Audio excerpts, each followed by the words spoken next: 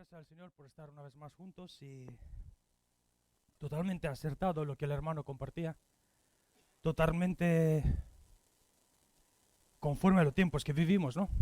Y qué necesario es que podamos echar filas y acercarnos más al Señor. Quería compartir, casi la hermana que recogía la ofrenda, casi se me adelanta la prédica. Vais a ver luego por qué. Así que creo que estamos en el mismo espíritu. Y así que, antes de nada, quería empezar con una historia muy rápida, muy pequeña. Es una historia real, ocurrió en Estados Unidos hace unos pocos años atrás. Y era algo así como, en una ciudad, una iglesia evangélica, una familia muy bien de la iglesia, tiene un solo hijo único. Y de repente un día, el chico, era adolescente tirando a joven, no sé, 16, 17 años, lo encuentran muerto. Empieza una investigación, en su habitación era.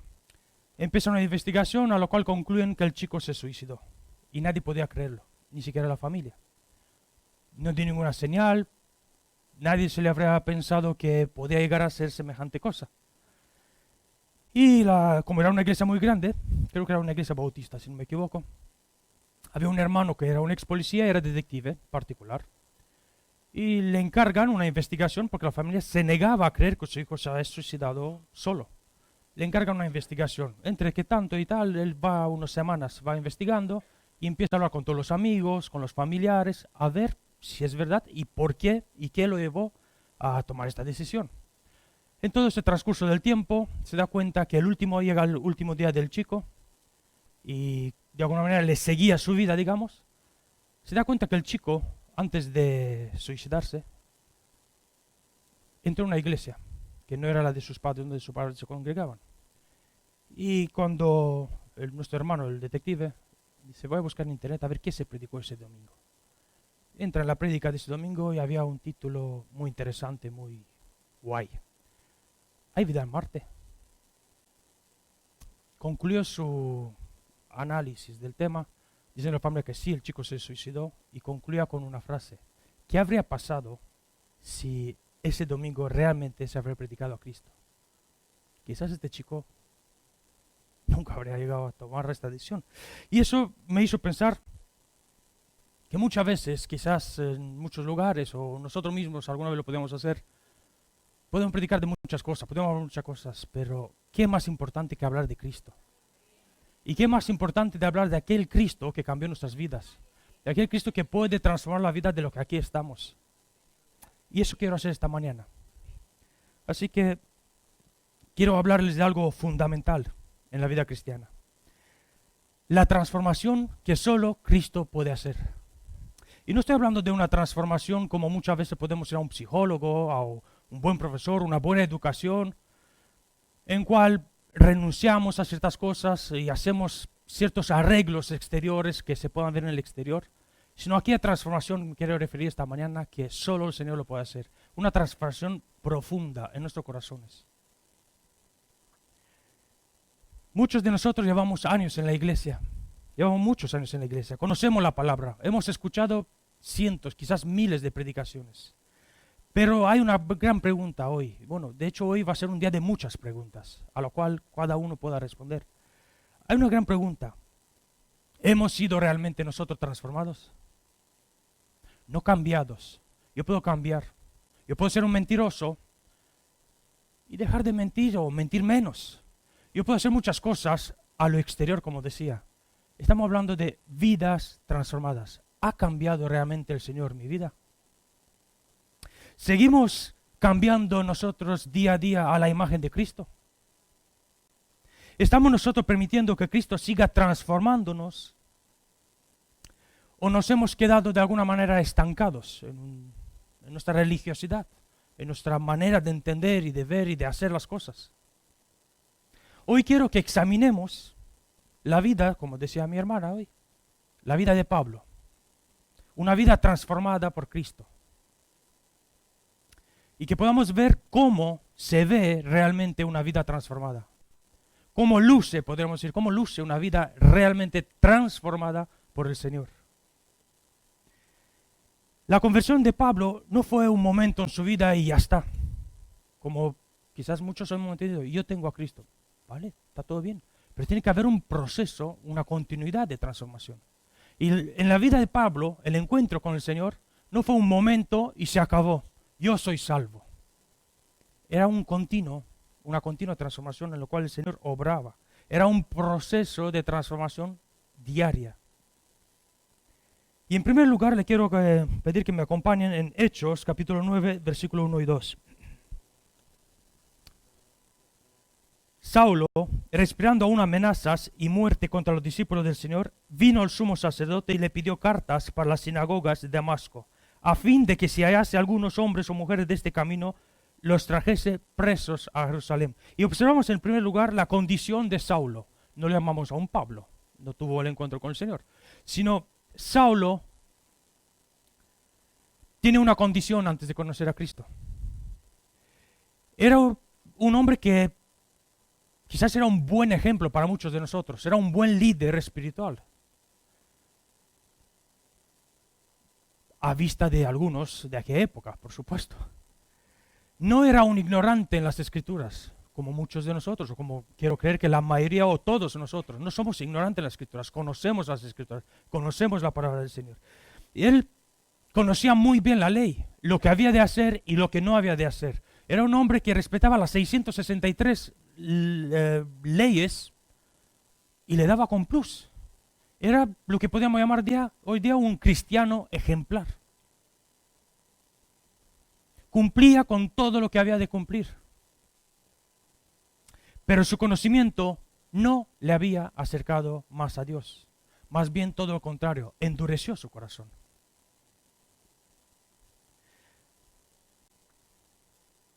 Podemos saber de doctrina, y no está mal. De hecho es necesario, es muy importante conocer las doctrinas bíblicas. Pero podemos muchas veces caer en saber de doctrina y sin conocer realmente a Cristo. ¿Podría ocurrir eso? Podemos estar en la iglesia y aún así estar separados del Señor.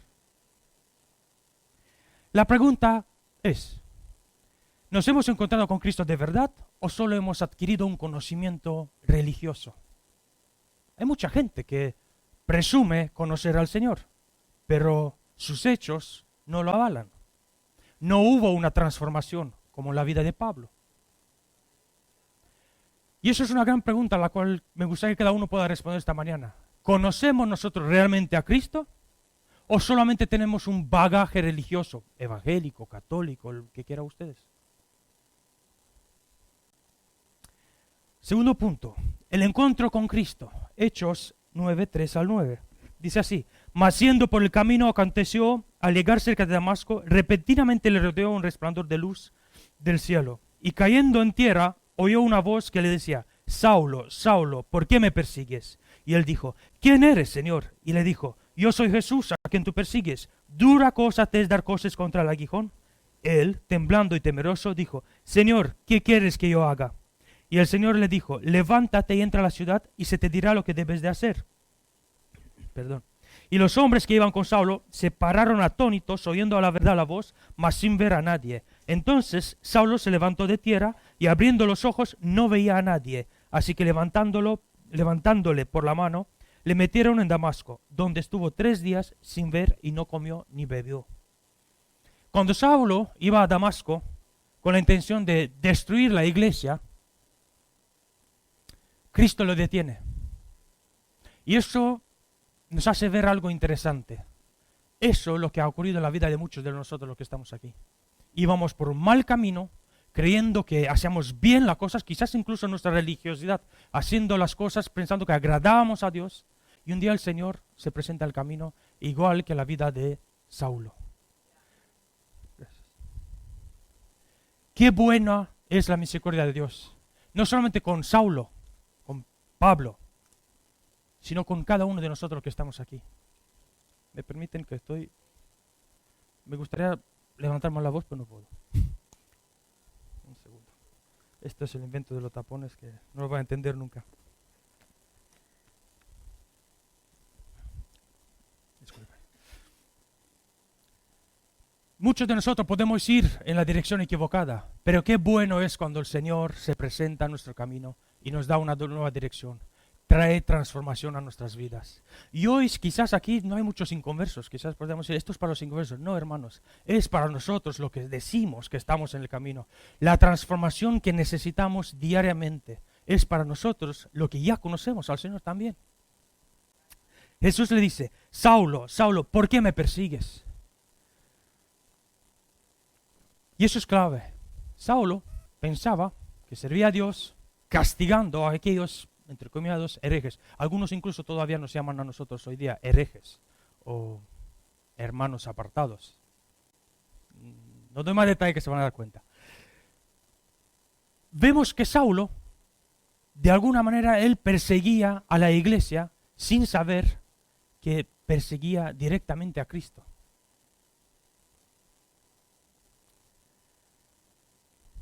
Cuando nosotros dañamos a otros hermanos, ¿a quién dañamos? Cuando nosotros dañamos a la iglesia somos todos nosotros, iglesia local, iglesia universal, iglesia del Señor, con nuestras actitudes, con nuestras formas, con nuestros hechos, cuando dañamos al que está alrededor nuestro, ¿a quién dañamos? Al Señor mismo. Eso es lo que Pablo no entendió en el primer momento. Y eso es lo que creo que nosotros debemos entender después de 2000 años. Mateo 25:40, hay un punto donde el Señor, en el juicio de las naciones, que conforme decía el pastor, pronto está por suceder, en la escatología bíblica, habrá un momento donde el Señor dice que a su izquierda y a su derecha tendrá unos y tendrá otros. Y a unos le dice cosas malas y a algunos le dice cosas buenas. ¿Se recuerdan? Para no entrar ahora mucho, para alargar. Y de repente el Señor dice, lo que habéis hecho a alguno de estos pequeños míos, a mí me lo habéis hecho. Lo que nosotros muchas veces hacemos en nuestra ignorancia quizás o en nuestro desconocimiento podría ser, a otros hermanos nuestros, se lo hacemos al Señor mismo. Y aquí viene una gran reflexión para nosotros de esta manera también. ¿Podemos estar resistiendo al Señor como Pablo hizo? ¿Podemos estar resistiendo al Señor sin darnos cuenta? ¿Hacer algo que ofende y daña al Señor mismo? ¿Qué creen ustedes? Yo creo que sí. Y lo hacemos cuando nos aferramos a nuestras propias ideas en lugar de la dirección del Señor. Cuando hacemos la cosa como Pablo hacía, cuando hacemos las cosas a nuestra manera. Cuando queremos hacer la obra de Dios a nuestra manera, sin importar lo que dice el Señor. Bueno, han pasado 2000 años, no será para tanto. Les son estas frases, no será para tanto. Y antes se hacía así, sí, pero ahora los tiempos han cambiado. Sí, hermanos, pero la palabra del Señor no cambia. Hay cosas que jamás deberían de cambiar. Primera de Juan 2:6 dice, el que dice que permanece en él debe andar como él anduvo. Y nosotros, si decimos que somos de Cristo y pertenecemos a Cristo, que hemos tenido un encuentro con Cristo, le pertenecemos a Cristo, debemos andar como Cristo anduvo. Vemos a Saulo responde con humildad. Y Saulo responde diciendo, Señor, ¿qué quieres que yo haga? Y quizás lo pasamos con la vista por encima, así, bueno, Saulo dijo, ¿qué quieres que yo haga? Pero ponte en el lugar de Saulo, en el suelo. Totalmente, no sé, un momento en donde te das cuenta que todo lo que tú has creído, has hecho y has pensado ha sido un fracaso total. Tus maneras, tus formas, tu religión. Y cuando Saulo, podemos volver a llamarlo mejor para que sea más fácil entendible, Pablo, dice esta frase, ¿qué quieres que haga? Es directamente, yo he fracasado, Señor. ¿Qué quieres de mí? ¿Qué quieres que haga ahora? Ya no sé qué hacer. Y esta es la oración de alguien que verdaderamente se ha encontrado con el Señor. Y esto todos nosotros creo que en algún momento lo hemos tenido. Y si no, es buen momento esta mañana que lo hagamos. Señor, ¿qué quieres de mí? Señor, en este asunto, en estas decisiones, en estas cosas que tengo que hacer, Señor, ¿qué quieres que yo haga? Esa es la oración de un hombre, de una mujer de Dios.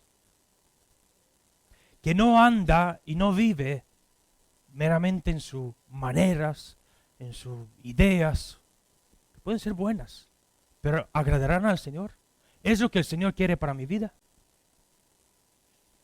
Hermanos, ¿estamos nosotros dispuestos esta mañana a hacer esta pregunta y obedecer la respuesta, aún si es algo que no cuadra con nuestros planes? Os aseguro que cuando Pablo estaba ahí en el suelo, no cuadraba con sus planes. Bien lo sabemos. Sus planes eran totalmente diferentes. Y viene el Señor y le da un giro de 180 grados. ¿Estamos nosotros dispuestos esta mañana a preguntarle al Señor, Señor, ¿qué quieres que yo haga en este momento de mi vida, en este asunto, con mis hijos, en la iglesia? Cada uno sabe sus historias y sus problemas. Y estamos dispuestos a obedecer cuando el Señor responda. Porque el Señor sigue hablando. Y el Señor sigue hablando a través de su palabra. A veces andamos como cristianos confundidos, sin saber qué hacer, intentando consultar con uno, con otro, sin acudir a la palabra del Señor muchas veces. En tercer lugar, observamos en Pablo, la obediencia y el proceso de transformación. Y esto lo encontramos en Hechos del capítulo 9, del 10 al 19. Había entonces en Damasco un discípulo llamado Ananías, a quien el Señor dijo en visión, Ananías, y él respondió, heme aquí, Señor. Y el Señor le dijo, levántate y ve a la calle que se llama Derecha, y busca en casa de Judas a uno llamado Saulo de Tarso, porque aquí él ora. Y he visto en visión a un varón llamado Ananías, que entra y ha visto en visión a un varón llamado Ananías, que entra y le pone las manos encima para que le cobre la vista. Entonces Ananías respondió, Señor, he oído de muchos acerca de este hombre, cuántos males ha hecho a tus santos en Jerusalén, y aún aquí viene y tiene autoridad de los principales sacerdotes para prender a todos los que invocan tu nombre. El Señor le dijo, ve, porque instrumento escogido me es este, para llevar mi nombre en presencia de los gentiles y de reyes y de los hijos de Israel, porque yo le mostraré cuánto le es necesario padecer por mi nombre. Fue entonces Ananías, entró en la casa y poniendo sobre él las manos dijo, hermano Saulo, el Señor Jesús se te apareció en el camino por donde venías, me ha enviado para que recibas la vista y seas lleno del Espíritu Santo. Y al momento le cayeron de los ojos como escamas, se recibió al instante la vista y levantándose fue bautizado. Y habiendo tomado alimento, recobró fuerzas y estuvo Saulo por algunos días con los discípulos que estaban en Damasco. Amén. Dios envía a Ananías, un discípulo fiel al Señor, pero temeroso. ¿Por qué? Imaginen la prueba de fe para Ananías. Nuestro hermano hablaba hoy de los 70 hermanos nuestros que han sido decapitados esta semana pasada. Imagínese tal, porque es algo muy similar. Imagínese que de repente, es África, ¿verdad? Por algún cayuco, lo que sea, emigran, llegan a España. Y el Señor, uno de estos asesinos, el Señor te dice, ves, y ora por él. Qué prueba de fe, ¿verdad? Qué prueba. Yo creo que muchos de nosotros seríamos más como Pedro. Llevaremos la katana. Qué prueba de fe. Pero esto nos enseña algo profundo.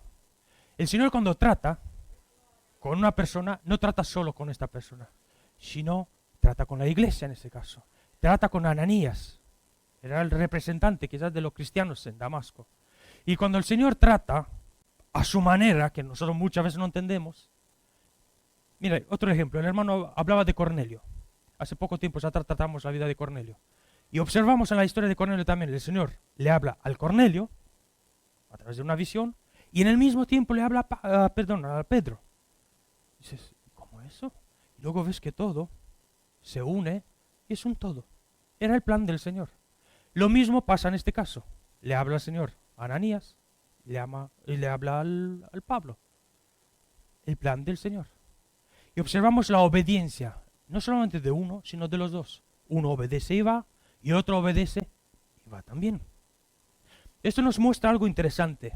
La obediencia en la vida de un cristiano es fundamental. Porque muchas veces no entendemos lo que ocurre y por qué ocurre. Yo no creo que ha sido agradable para Saulo, para Pablo, cuando vio que se quedó ciego. No fue nada agradable. Y esto es lo que nos hace pensar muchas veces nosotros. No es agradable los momentos muchas veces que vivimos. Quizás problemas familiares, quizás problemas de salud, económicos, problemas incluso en la iglesia. Pueden haber 1000 cosas y no entendemos. ¿Por qué, Señor? ¿Por qué? pero el Señor sigue siendo soberano.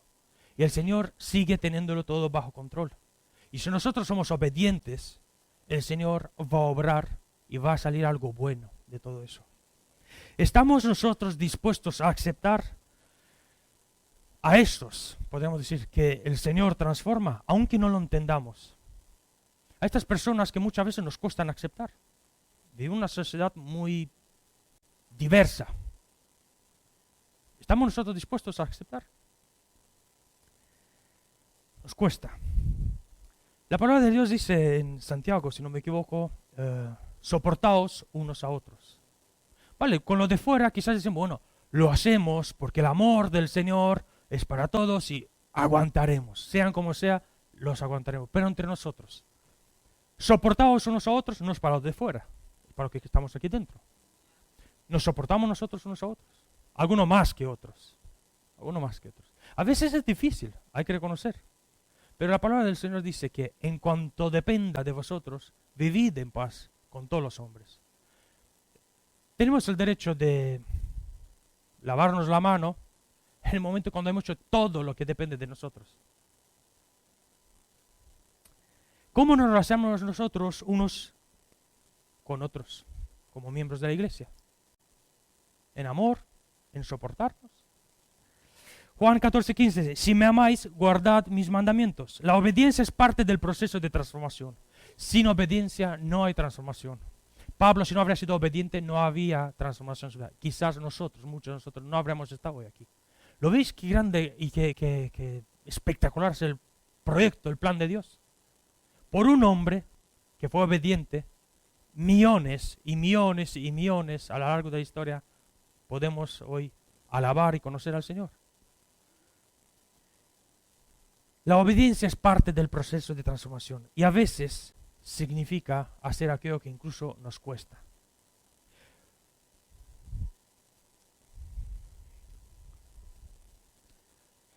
Podemos nosotros a veces quizá también ser como Ananías.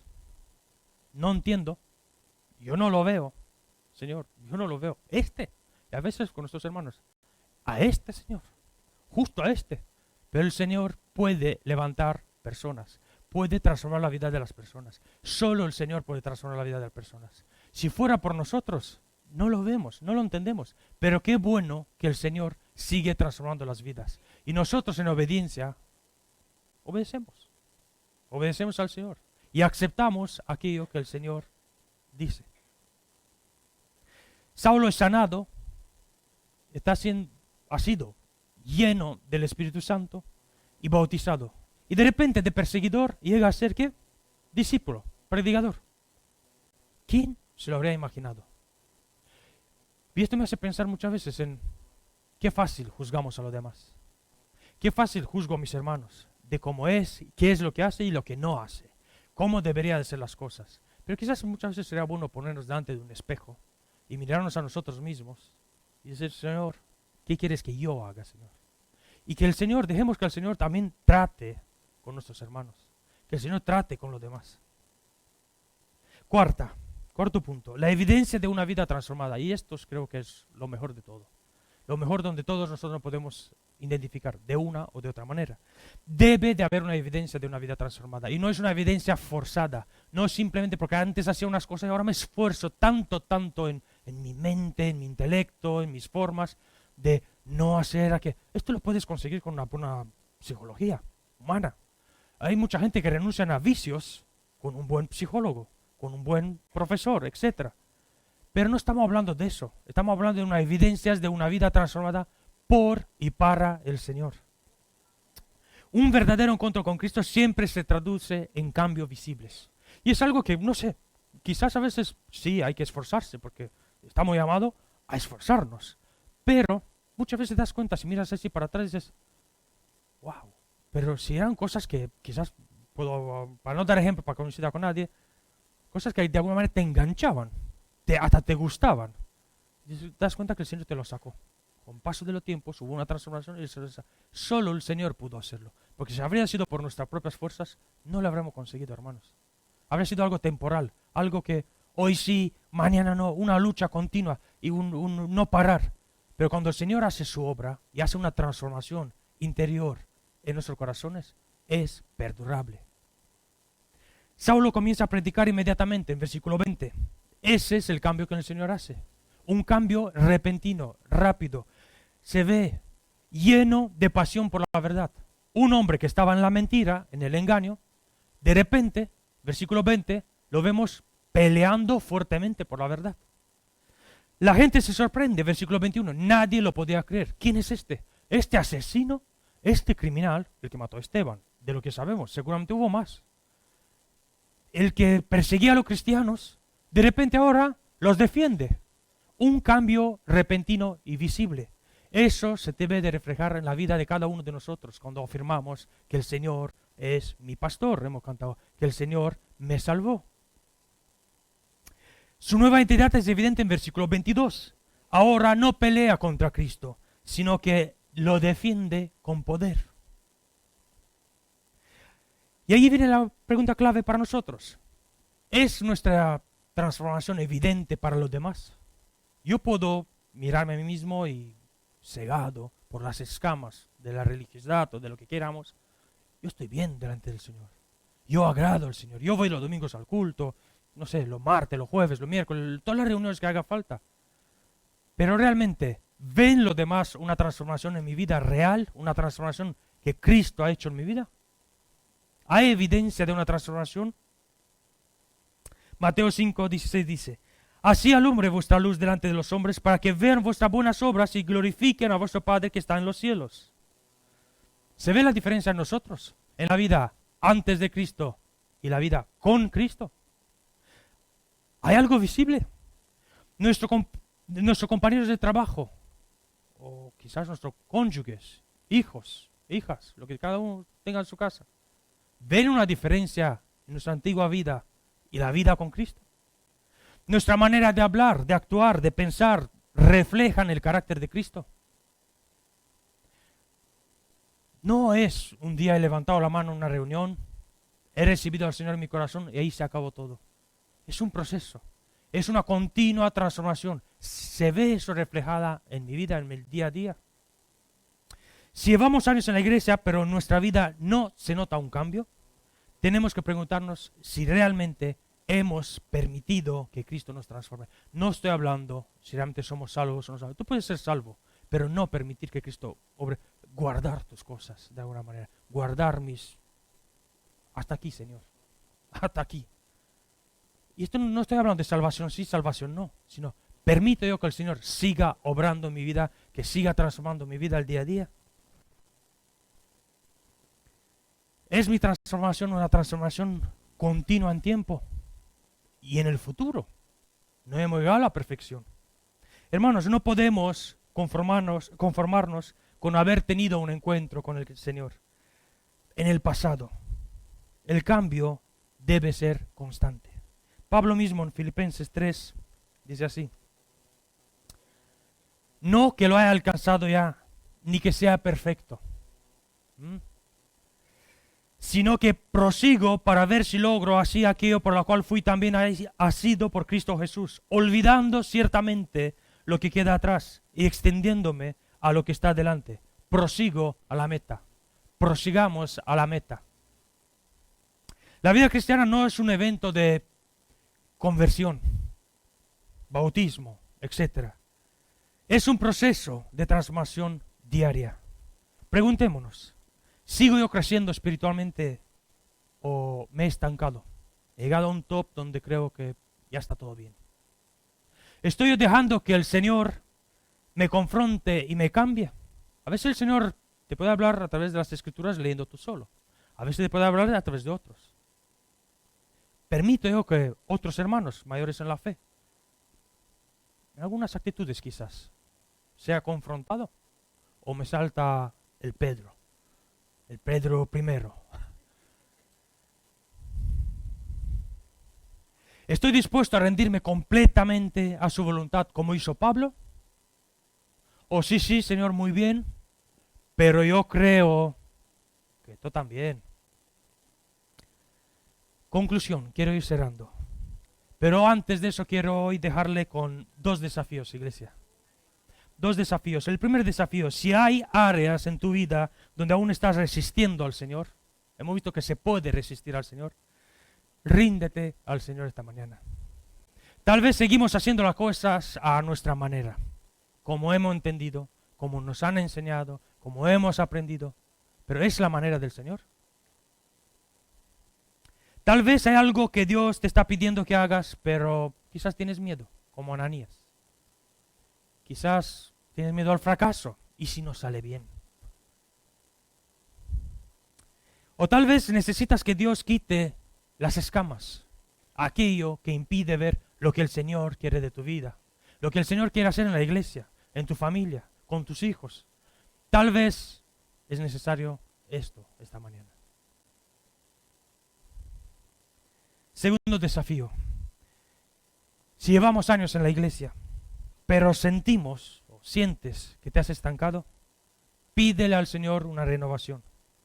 No podemos vivir del testimonio del pasado. No podemos vivir de lo que antes el Señor hizo. Tiene que ser algo actual, algo diario, algo continuo.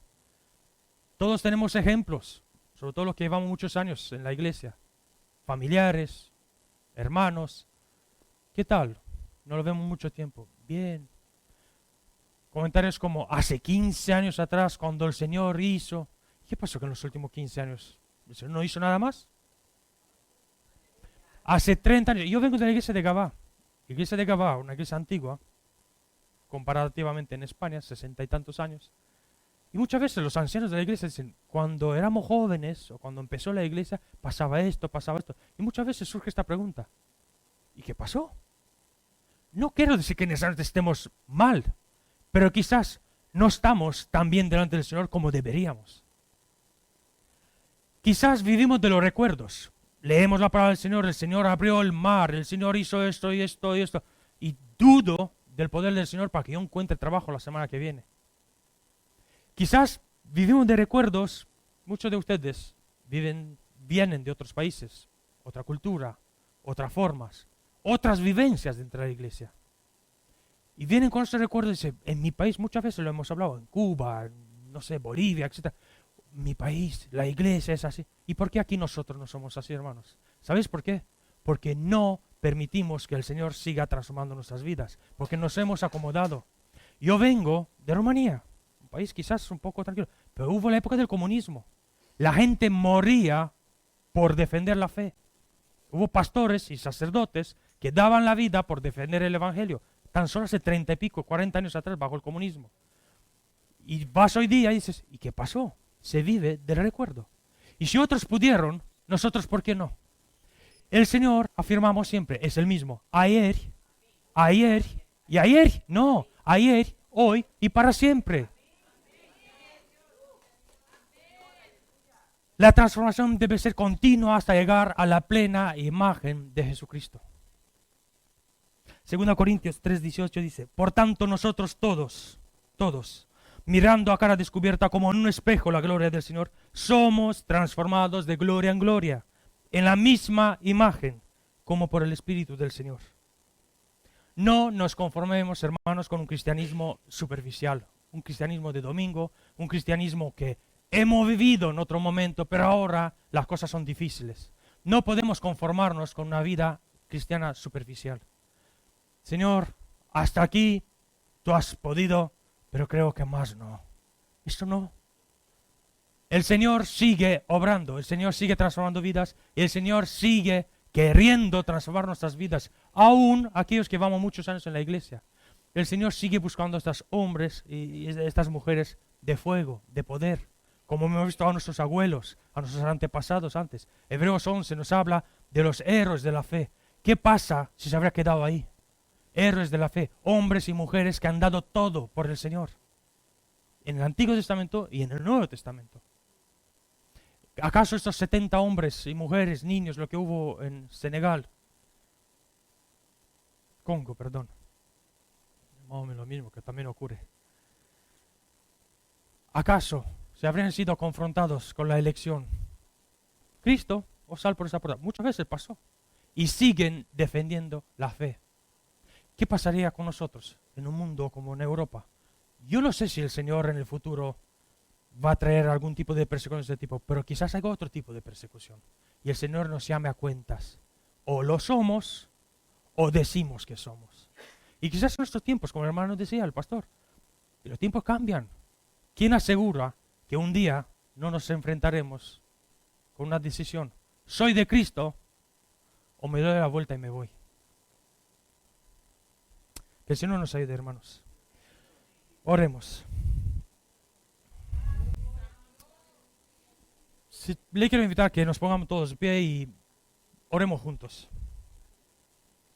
Señor y Padre Celestial, te damos las gracias, Señor, por tu palabra. Te damos gracias por Cristo, por el sacrificio, Señor, porque siendo no merecedores, Señor, tú te fijaste en nosotros, Señor. Y así podemos estar hoy aquí, Señor, agradándote, Señor, intentando, Señor, vivir la vida cristiana de la mejor manera. Señor, pero no queremos simplemente hacerlo en nuestras fuerzas, Señor, o en nuestro intelecto, sino, Señor, en esta mañana te pido que tu Espíritu Santo nos toque, Señor. Lo que hemos visto en Pablo, Señor, lo que hemos visto en Pedro, en los apóstoles, en tanto infinidad de gente durante la historia, Señor, te pedimos para nosotros, por la iglesia actual de hoy, de la iglesia de Vilanova, Señor. Señor, sigue obrando con poder, Señor, sigue transformando las vidas, Señor.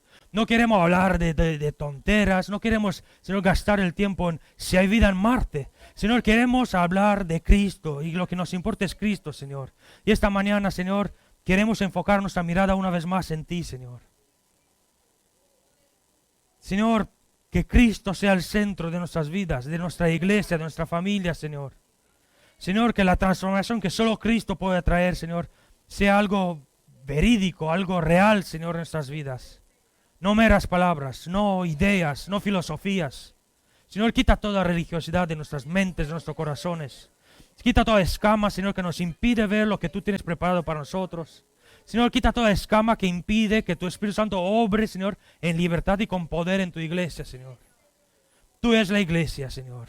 Y perdónanos, Señor, si algún día, en algún momento hemos hecho queriendo sin querer algo que haya ofendido a tu iglesia, Señor. No lo tengas en cuenta. Y una vez más, Señor, exáltate, Señor, exáltate en medio de tu pueblo, exáltate en medio de tu iglesia, Señor. Y sabemos que aquella iglesia, Señor, que pagaste con el precio de tu sangre, Señor, aquella iglesia que empezó victoriosa, Señor, no va a acabar en fracaso, no va a acabar tibia, Señor, sino va a ser una iglesia viva, Señor, una iglesia eficaz, Señor, en la sociedad y en los tiempos que vivimos, Señor. Danos discernimiento, Señor, a entender los tiempos, como decía el hermano, el pastor, Señor. Danos discernimiento que podamos entender los tiempos que vivimos, Señor, y que vivamos acorde a los tiempos que tú nos has permitido vivir. Gracias te damos, gracias, Señor, y te bendecimos y te exaltamos a ti. En el nombre poderoso de Jesús, gracias. Amén, Señor. Amén, Señor. Amén, gloria a ti, Señor.